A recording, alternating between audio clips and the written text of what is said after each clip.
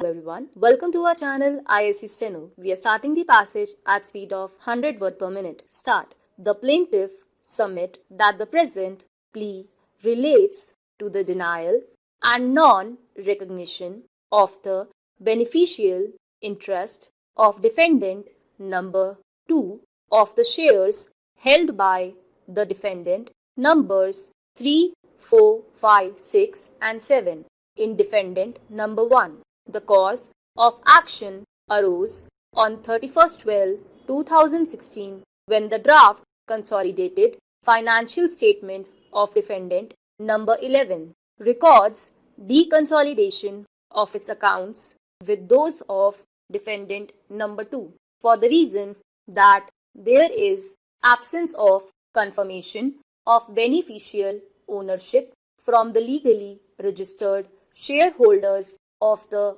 entities. Thus, on 31st/12/2016, it became manifested that the recordal of declaration of beneficial interest of defendant number 2 would no longer be caused to be made by those in control of defendant number 2 and its affairs, namely defendant numbers 3, 4 and 7, and which hostile action led to not only the denial of the recording of beneficial interest of defendant number 2 but also to deconsolidation with retrospective effect of its accounts with defendant number 11. With the deconsolidation of accounts, it became clear that a hostile action denying the beneficial interest of defendant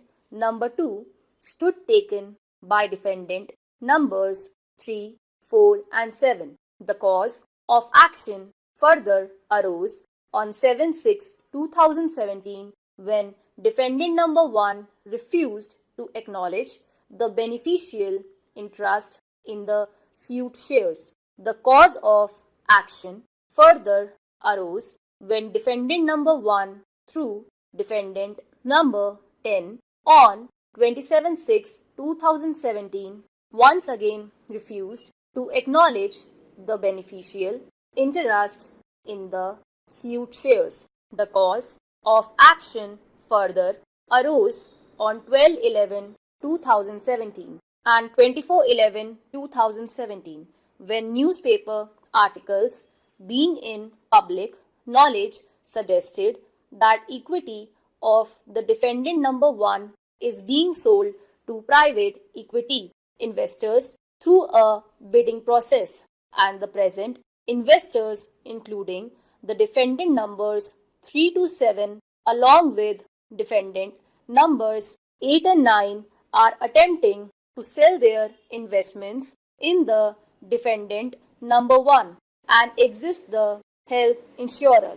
The cause of action further arose on 21/12/2017 when newspaper articles of the Economic Times being in public knowledge suggested that the 5 companies have been shortlisted to purchase the defendant number 1 and that the floor price of 5,500 crore has been put for the sale by the defendant number 1. The plaintiffs thus wanted a declaration to the effect that shares in the Indian company which are held by defendant numbers 3 to 7 in fact belong to defendant number 2's company, since defendant number 2 did not come forward to make the said claim. Derivative action was filed by the plaintiffs on its behalf to the aforesaid effect. As per the plaintiffs, the High Court of Madras at Chennai had the jurisdiction to entertain the same in as much as 1. Registered office of the Indian company is in Chennai. 2. The investments made by defendant number 2 were made in the Indian company in Chennai. And 3. substantial part of cause of action as reflected in the correspondence letters exchanged between plaintiff number 2 and defendant numbers 1 and 10 arose in Chennai. The contesting defendants questioned the territorial jurisdiction of the Madras High Court to entertain the said suit on the ground that no cause of action available to the plaintiffs to maintain the suit arose within the jurisdiction of the said court.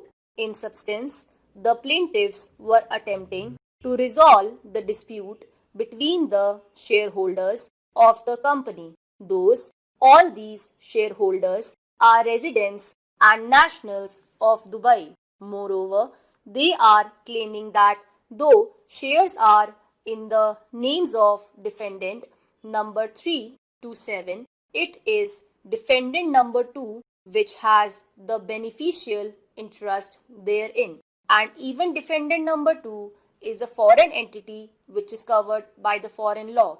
Likewise, the interrelationship between defendant number 2 and the plaintiff is also covered by the foreign law. It was additionally contended that the claims made by the plaintiffs are not enforceable even under the Companies Act 1956 or the Companies Act 2013. As far as inter-disputes between the plaintiff and the contesting defendants, who are all shareholders of defendant number 2, are concerned, they have arisen in Dubai, which is outside the territorial jurisdiction of Chennai. C.A. Sundaram, Neeraj Kishan Kaul and others learned senior counsel appeared for the plaintiffs. In substance,